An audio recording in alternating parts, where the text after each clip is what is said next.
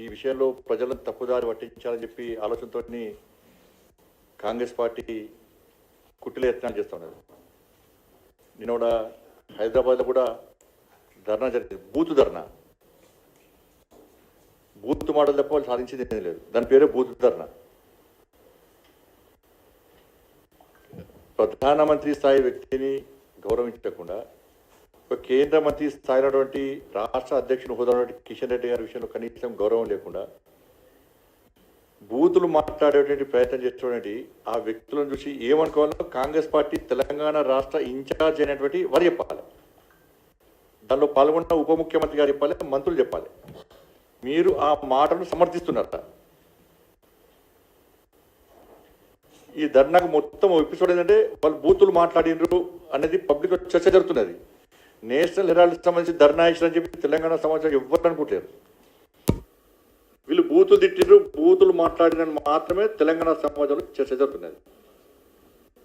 కొన్ని national Herald సంబంధించి BJP కూడా సంబంధం ఉందంటే ఏమి లేదు. అది సినిమా ఉండే దానవీర షూడకర్ణ సినిమా ఉండే, అన్ని ఎన్టీఆర్ గారి పాత్రలే.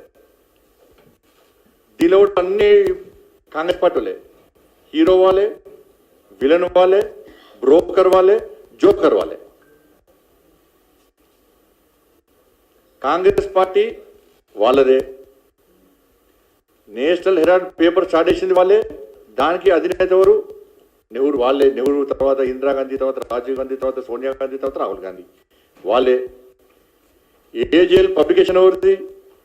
వాళ్ళదే. యంగ్ ఇండియా లిమిటెడ్ ఎవరిది? కాంగ్రెస్ పార్టీదే. మూసేసింది ఎవరు? వాళ్ళే. 90 కోట్లు అప్పించింది ఎవరు? వాళ్ళే. 2000 కోట్ల రూపాయలు విలువ ఆస్తులను కాజేయాలు చూసింది ఎవరు? వాళ్ళే. కేసు బుక్ అయినప్పుడు 2012 యూపీఏ వాళ్ళ హయాంలోనే. సిబిఐ ఎంక్వైరీ ఎప్పుడు స్టార్ట్ చేశారు? వాళ్ళ హయాంలోనే. ఈడీ విచారణ ఎప్పుడు స్టార్ట్ చేశారు? వాళ్ళ హయాంలోనే. వీళ్ళ కేసు ఎప్పుడు బుక్ అయింది? వాళ్ళ హయాంలోనే. బెయిల్ ఎప్పుడు తెచ్చుకున్నారు? వాళ్ళ హయాంలోనే.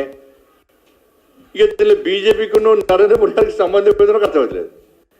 బీజేపీకి నరేంద్ర మోడీ గారికి ఈ కేసుతోనే సంబంధం ఉందా? వాళ్ళ పైసలు వాళ్ళ చుట్టూ గిరిగిరి దింపుకొని 5,000 మంది స్వాతంత్ర సమరయోధుల యొక్క ఆస్తులను కాజేసే ప్రయత్నం చేసింది వాళ్ళే. ఇప్పుడు 1938 అప్పటి కేసు ఇది. నెహ్రూ రేషరు నేషనల్ హెరాల్డ్ పత్రికను స్థాపించారు. 5,000 మంది ఫ్రీడమ్ ఫైటర్స్ దీనిలో share holders. Associated general limited AJL సంస్థ పేరు పబ్లికేషన్ పేరుతోని ఈ పత్రికను ప్రింట్ చేస్తున్నారు. ఇది రాను ఒకప్పుడు చాలా ఫేమస్ పేపర్. రాను నష్టాల కారణంగా 2008లో ఈ పత్రికను మూసేసారు. ఎందుకంటే 90 కోట్ల రూపాయల అప్పులున్నాయని చెప్పి పత్రికను మూసేసారు. ఇది కాంగ్రెస్ పార్టీ పత్రిక. ఈ పత్రికను ఆదుకోవాలని చెప్పి కాంగ్రెస్ పార్టీ నిర్ణయించింది. సోనియా గాంధీ చైర్పర్సన్ దానికి నిర్ణయం చేసేసారు. 2010లో యంగ్ ఇండియా ప్రైవేట్ లిమిటెడ్ పేరుతో కంపెనీ స్టార్ట్ చేశారు. ఇందులో ఎవరు మెంబర్స్? సోనియా గాంధీ, రాహుల్ గాంధీ గారు, శ్యామ్ పిట్రోడా అంకుల్, మోతిలాల్ వోరా, సుమంత్ దుబే, అంతా కాంగ్రెస్ పార్టీ నాయకులే.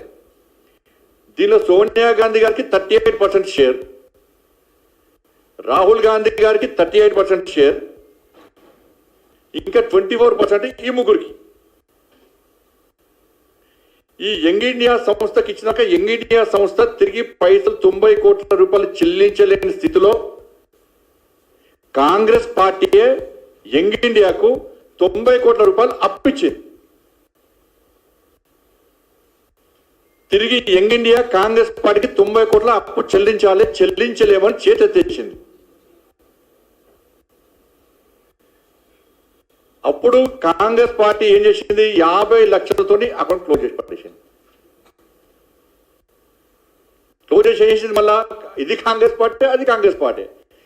క్లోజ్ చేసి దేశంలో ఉన్నటువంటి 2000 నేషనల్ హెరాల్డ్ సంబంధించి దాదాపు 2,000 కోట్ల రూపాయల విలువ చేసి దాదాపు 2,000 కోట్ల రూపాయల విలువ చేసేటువంటి ఆస్తులను కాజేసే ప్రయత్నం చేసింది. అప్పుడు 2,000 కోట్లు, ఇప్పుడు అది తెలిసి పెద్ద ఎక్కడికి పోతుంది అది.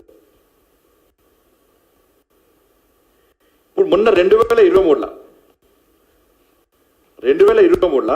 2012 దాని తర్వాత 2012లో వీళ్ళు ఈ ఆస్తులు కాజేస్తున్నారని చెప్పి తెలిసిన తర్వాత 2012లో యూపీఏ ప్రభుత్వమే అప్పుడు సుబ్రహ్మణ్య స్వామి గారు ఇవాళ కోర్టులో కేసు వేశారు.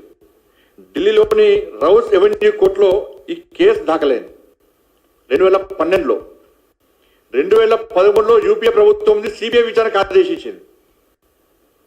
అప్పుడు అరెస్ట్ కాకుండా 2013లో అరెస్ట్ కాకుండా యూపీఏ ప్రభుత్వ హయాంలోనే సోనియా గాంధీ గారు, రాహుల్ గాంధీ గారు బెయిల్ చేసుకున్నారు. 2013 నుంచి ఇప్పటి వరకు కూడా వాళ్ళు నిందితులే, బెయిల్ చేసుకున్న నిందితులు. 2013 నుంచి ఇప్పటి వరకు కూడా బెయిల్ తెచ్చుకున్న నిందితులుగా వాళ్ళు మిగిలేరు.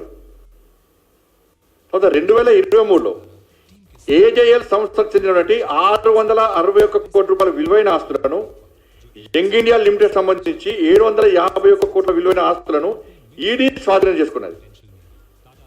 దీనిలో సోనియా గాంధీ, రాహుల్ గాంధీ ప్రధాన నిందితులుగా పేర్కొంటూ మొన్న ఛార్జ్షీట్ వేశారు. కేసు ఫైల్ అయిన తర్వాత ఇన్ని సంవత్సరాలుగా ఛార్జ్షీట్ వేయలే. ఛార్జ్షీట్ వేయాల్సిన బాధ్యత ఉంటుందా ఉండదా? ఒక కేసు ఫైల్ అయిన తర్వాత ఆ కేసుకు సంబంధించి పూర్తి వరకు ఛార్జ్షీట్ దాఖలు చేయాల్సిన బాధ్యత సంబంధిత సంస్థల మీద ఉంటుంది. దాన్ని గుర్తించిన తర్వాతనే గతంలో బెయిల్ తీసుకుని నిందితులుగా మొత్తం పూర్తి విచారణ జరిపిన తర్వాత వాళ్ళ 998 కోట్ల రూపాయల మనీ లాండరింగ్ పాల్పడినట్టు తేలిన తర్వాత ఆ విచారణ జరుగుతుంది కాబట్టి ఇవాళ ఛార్జ్షీట్ ఫైల్ చేసేది. ఇది 2012లో స్టార్ట్ అయింది. 2011 అప్పటి నుంచి ఇప్పటి వరకు కూడా ఇది నడుస్తూనే ఉన్నది. ఇప్పుడు దీనిలో భారతీయ జనతా పార్టీకి, నరేంద్ర మోడీ గారికి, కిషన్ రెడ్డి గారికి ఏమైనా సంబంధం ఉందా? పత్రిక సాటేసింది మీరు మీ హయాంలోనే, పత్రిక మూసేసింది మీ హయాంలోనే, పత్రిక సంబంధించి ఆస్తులు కొలవటాలనుకున్నది మీ హయాంలోనే, కేసు వేసింది మీ హయాంలోనే, సిబిఐ విచారణ జరిపింది మీ హయాంలోనే, మీరు బెయిల్ తెచ్చుకున్నది మీ హయాంలోనే, అన్ని మీ హయాంలోనే జరిగినాయి. ఇప్పుడు భారతీయ జనతా పార్టీ తిట్టుకోసుకున్నది అర్థం కాదు. ఈ డూప్లికేట్ గాంధీ కుటుంబం అంటే ఏమనుకుంటుంటే సోనియా గాంధీ ఇటలీ వారసులు కాబట్టి ఈ భారతీయ చట్టాలు పనిచేయ కావచ్చు. మరి ఆ దృష్టికోణంతో ఆలోచిస్తారు కావచ్చు. మరి వీళ్ళు భారతీయ చట్టాలు సోనియా గాంధీ పనిచేయ కావచ్చు.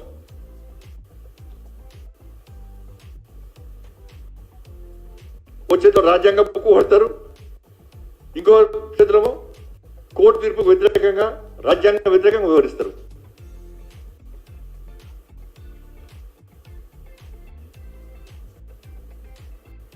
ఇవాళ కేవలము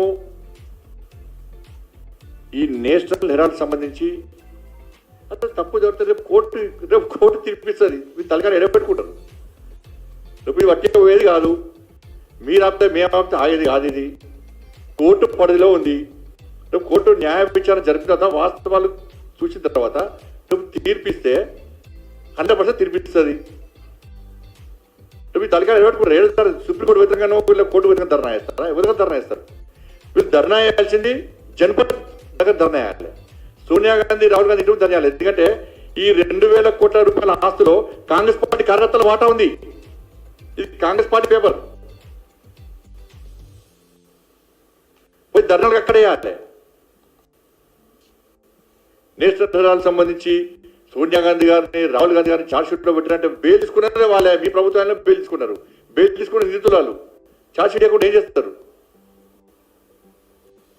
వీళ్ళు ఏం చేయలేదు. అసలు నేను పత్రిక లేనేలేదు. ఛార్జ్షీట్ దాఖలు చేయమంటారా?